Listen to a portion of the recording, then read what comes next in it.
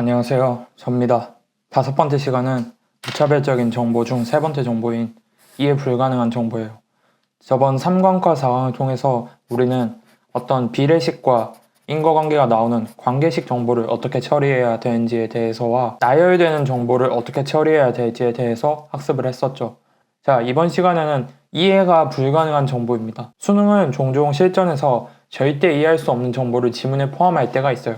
다음이 대표적인 예시인데 이 예시는 2017학년도 수능에 나왔던 첫 번째 지문이 논리실증주의자와 포퍼 그리고 콰인에 대한 지문이거든요. 제가 잠깐 시간을 드릴 테니까 여러분들이 이 지문을 찾아서 풀 지문을 읽으셔도 되고 아니면 이 부분만 읽으셔도 돼요. 자, 제가 시간 드릴게요. 네, 읽었다고 치고 제가 설명을 한번 해보겠습니다. 요 밑줄 친 부분 요 있죠. 하지만 이것만으로는 두 표현의 의미가 같다는 것을 보장하지 못해서 여러분들이 이 지문의 이 부분 이게 실제로 이 지문에서 3문단이거든요. 전체 지문에서 1문단, 2문단의 정보를 결합해서 봐도 이 3문단에서 동의성을 왜 보장하지 못하는지 그 부분이 이유가 없어요. 이유가 지문만 읽었을 때는 알 수가 없어요. 실제로 이유가 지문 안에 없습니다. 진짜 없어요. 뭐 추론해서 알 수 있고 이 수준이 아니고 그냥 아예 알 수 없는 수준입니다. 수능에는 정말 간혹 이렇게 설명이 불충분한 상태로 결론만 딱딱 제시해서 설명하는 경우가 있어요. 이때는 결론이랑 맥락만 제시하고 이 결론에 대한 이유 또는 원인, 상세한 설명 이런 것들이 누락된 상태예요. 이때는 이유, 원인, 상세적인 내용을 알 수 없으니까 당연히 결론과 그 결론이 나온 맥락만을 기억해야겠죠. 즉 아까 지문에서 이것만으로는 두 표현의 의미가 같다는 것을 보장하지 못하는 이유에 대해서는 알지 못하더라도 이걸로 인해 파생되는 결론, 결국 콰인이 주장하려는 것은 무엇인가? 총체주의는 논리실증주의자와 포퍼와 어떻게 다른 의견을 주장하는가? 이거에 대해서 캐치하려고 노력을 하셔야 된다는 거지. 이 결론에 대한 제시되지 않은 이유나 원인, 상세적인 내용에 대해서 여러분들이 추론하려고 하시면 안 돼요. 수능은 일단 지문에 없는 거를 절대 문제에서 안 물어요. 근데 이거 왜 이렇지? 이거 왜 이렇지? 라고 계속 생각하다 보면은 시간이 너무 많이 뺏겨요. 제가 저번 시간에 추천드린 영상에서 왜 이렇게 요 영상 있죠?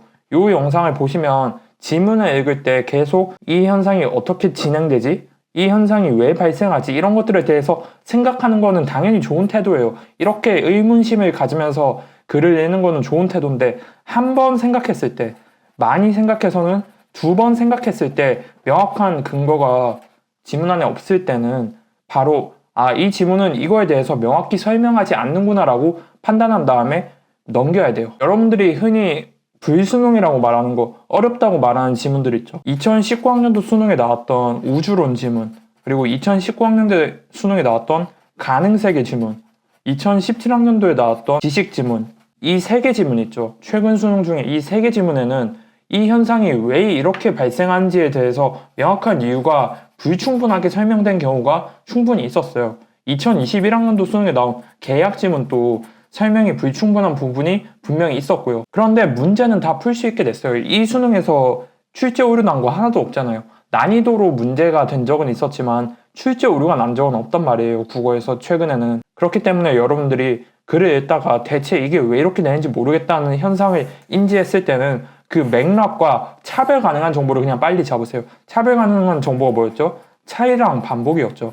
차이가 발생하는 정보와 반복되는 정보. 아까 예시로 제시했던 거는 딱 차이가 발생한단 말이에요. 그러나 콰인은, 포퍼는 이렇게 생각하는데 그러나 콰인은 다르게 생각해. 이 구분을 부정해. 어떻게 부정할까? 이렇게 부정해. 근데 왜 이렇게 되는 거지? 이거는 모르겠지만 어찌됐든 콰인은 이 논증을 부정했어. 이렇게만 정의하고 넘어가는 게 맞아요. 차별 가능한 정보와 맥락, 핵심 정보만을 기억한 다음에 이해 불가능하다는 표식을 자기 나름대로 뭐 세모로 하거나 네모로 하거나 해서 표시하고 넘기거나 아니면 그냥 넘겨도 돼요. 그 정보를 이해하지 않으면 풀 수 없는 문제는 어차피 출제되지 않거든요. 그래서 본인이 실전에서 이해 못했으면 전부 그냥 이해 불가능한 정보로 처리하시면 됩니다.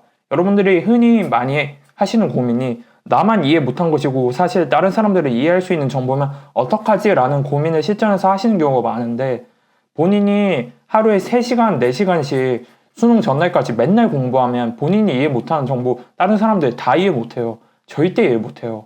1등급 애들 또 이해 못하는데 그냥 푸는 거예요. 이해를 못했는데 풀면 걔가 1등급이 되는 거고요. 이해를 못했는데 못 풀어. 그러면 걔가 2등급, 3등급, 4등급 이렇게 내려가는 거예요. 이해를 하고 푸는 애들은 거의 없어요. 그리고 그런 애들이 등급 컷에 영향을 줄 정도로 많지도 않고. 그래서 여러분이 열심히 공부를 한 상태로 시험장에 들어가시면 내가 이해 못하면 남들도 이해 못하니까 맥락, 핵심 정보만 잡고 패스해야겠다라고 생각하시는 게 맞습니다. 그래서 여러분들이 기출 문제를 푸시면서 아까 제가 말씀드린 그런 지문들 있죠. 그 3개 지문이나 아니면 다른 지문들에도 있거든요. 이해 불가능한 정보가 나올 때마다 이걸 이해 못한 상태로도 문제를 풀 수 있는가를 스스로 계속 확인해야 돼요. 이게 포인트예요. 이거를 확인한 상태로 시험장에 가야 실전에서 이해 못한 정보가 나와도 나 이거 어차피 풀 수 있어. 난 풀 수 있어. 라는 생각을 할 수 있는데 이런 본인에 대한 확신이 없으면 멘탈이 그냥 나갑니다. 이게 되게 중요해요. 이 확신이 없으면 여러분들이 실전에서 멘탈이 나갈 확률이 되게 높습니다. 제가 생각할 때 수능 국어, 특히 비문학에서 멘탈이 나가는 요인이 저는 이게 다라고 생각해요. 본인에 대한 확신이 있죠. 이 확신이 이해 불가능한 정보를 보고도 문제를 풀 수 있는 확신도 필요하고 정보량이 엄청 많을 때 이걸 정리해서 어떻게 푸는 확신도 필요하고 이 확신의 종류가 몇 가지가 있어요. 근데 그 확신의 종류 중에서 저는 독해 과정에서 중요한 확신 중 하나가 이 이해 불가능한 정보를 처리하는 거에 대한 본인만의 확신이라고 생각해요. 그리고 그거에 대한 방법으로 저는 맥락과 핵심 정보, 차별 가능한 정보만 잡고 패스하는 거를 여러분들에게 권장드립니다. 어차피 이해를 못해요. 네, 오늘 영상 여기까지 하겠습니다. 그럼 오늘 또 시청해 주셔서 감사하고 저는 또 다음 시간에 돌아오겠습니다.